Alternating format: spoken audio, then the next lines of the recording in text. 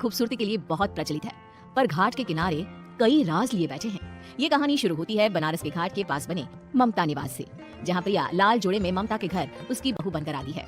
आओ आओ बहू, घर को अपने पैरों से पवित्र करो।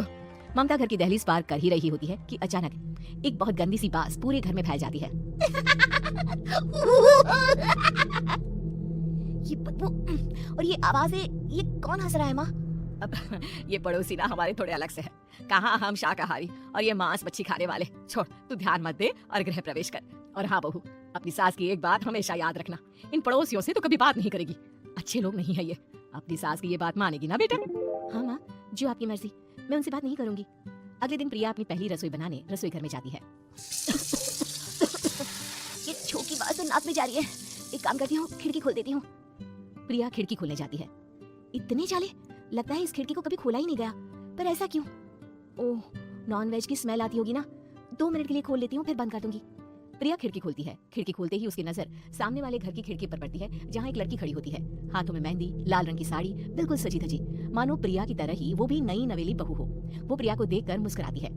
हे भगवान, माँ ने तो इनसे बात करने को मना किया था। प्रिया फौरन ही खिड़की बंद कर देती है और तवे पर चढ़े रोटी की ओर देखने लगती है, पर वहाँ रोटी ना होकर मछली पड़ी होती है। ये क्या? पहली ही रसोई में इतनी बड़ी गलती। हे भगवान, अब मैं क्या करूं? प्रिया बहुत डर जाती है और फौरन रसोई की सफाई करने और फिर सभी के लिए खाना बनाने लग जाती है। जब वो सबको खाना परोसती है, सब तो ठीक है, मैं बेकार में चिंता कर रही थी। हे भगवान, ऐसे ही बस अपनी कृपा बनाए रखना। रात के वक्त जब सब सो रहे होते हैं, तब प्रिया को पायल की आवाज सुनाई देती है, जिससे उसकी आंख खुल जाती है। ये पायल की आवाज कहाँ से आ रही है? प्रिया उठकर उस आवाज के पीछे छत की सीढ़ियों तक जाती है। तभी उसे बच्चे के रोने की आवाज आती है। प्रिया छत पर जाती है तो क्या देखती है? वही लाल साड़ी वाली लड़की अपनी गोद में एक नवजात बच्चे को घुमा घुमा कर सुला रही है। तभी प्रिया की नजर उसके पेट पर पड़ती है। ओह गॉड, ये तो प्रेग्नेंट भी है। सुनिए, बच्चा सो नहीं रहा है क्या? मैं कुछ मदद करूं? नहीं नहीं, आपके घर वालों को अच्छा नहीं लगेगा, मैं संभाल लूंगी। स्नेहा की गोद से बच्चा हाथ मारकर प्रिया की गोद में आने को छटपटाने लगता है। दोनों घर अगल बगल में बने होने के कारण प्रिया उस बच्चे को गोद में ले लेती है। प्रिया के पास आते ही वो सो जाता है।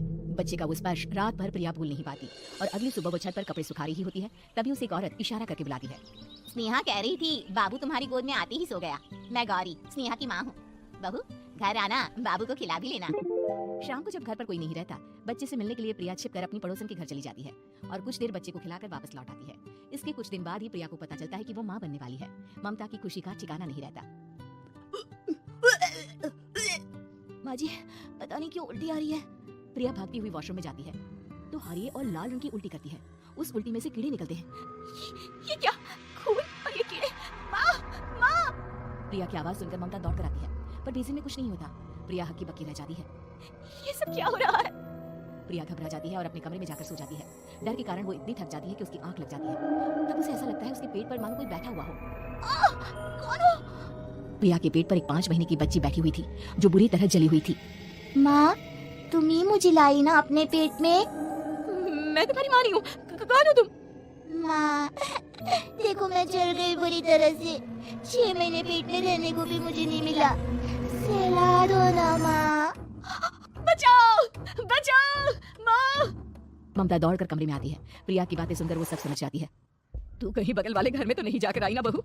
मुझे माफ कर दो, मैं गई थी माँ। उस घर में सब मरे हुए हैं बहू। कई साल पहले स्नेहा उस घर में बहू बनकर आई थी। कुछ ही दिन में वो एक बच्चे को जन्म देने वाली थी। पूरा घर बच्चे के आने की खुशी में खोया था कि एक दिन अचानक उस घर में आग लग गई। सब बुरी तरह जलकर मर गए। गौरी आज भी दादी बनने का इंतजार कर रही है और इसीलिए स्नेहा ने अपना अजन्मा बच्चा तुम्हारी कोख में डाल दिया। ममता ये कह रही होती है कि पीछे से उसके पैरों को एक बच्चा पकड़ लेता है। दादी, दादी। माँ, स्नेहा की गोद में यही बच्चा था। ये बच्चा कौन है फिर? तेरी मौत है। तेरी भी दादी। जिस चीज का ममता को डर था वही हो गया। ममता निवास के ऊपर मौत ने चादर बिछा दी थी। प्रिया का पेट ऐसे बढ़ जाता है मानो 9 महीने का हो। 2 हाथ उसके पेट से बाहर निकलते हैं। बहू, संतोष को फोन कर, किसी पंडित जी को बुला बहू। प्रिया का पति भागता हुआ घर आता है। ये तो होना ही था माँ। तेरा पाप तेरे सामने आ गया तो तू सह नहीं पा रही है। स्नेहा घर में आग लगी नहीं थी, माँ ने लगाई थी, प्रॉपर्टी की लालच में। और वो बच्चा मेरी पहली पत्नी का बच्चा है, मेरा बेटा, जो कि उस आग की चपेट का शिकार हो गया था। मैंने तुमसे ये सब माँ के कहने पर छुपाया था। मुझे माफ कर दो प्रिया। तुम अगर चाहो तो यहाँ से जा सकती हो।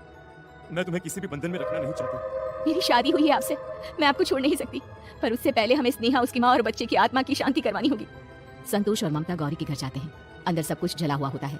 जमीन पर जली हुई लाशें बिखरी हुई थी। ममता रो रो कर अपने करने की माफी गौरी से मांगती है। प्रिया स्नेहा के घर वालों का अंतिम संस्कार करवा देती है और ममता निवास फिर से आत्माओं के साए से मुक्त हो